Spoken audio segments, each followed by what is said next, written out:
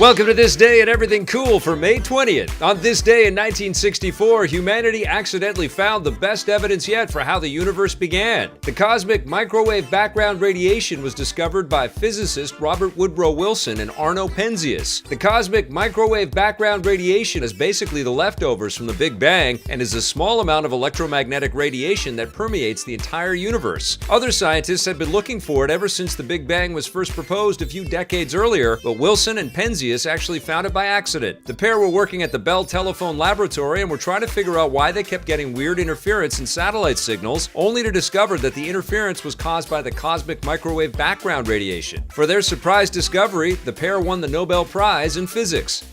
If you heard the news today, oh boy, you might not like what you heard on this day in 1967. The British Broadcasting Company officially banned the new Beatles song, A Day in the Life, from being played on radio stations in the UK. The song, which had been included in the latest Beatles album, Sgt. Pepper's Lonely Hearts Club Band, featured several drug references, which the BBC didn't allow on the airwaves at the time. Several other Beatles songs and songs from other rock bands, like the Rolling Stones, were banned by the BBC around the same time for the same reason. Thankfully, the ban was lifted just a few years later in 1972.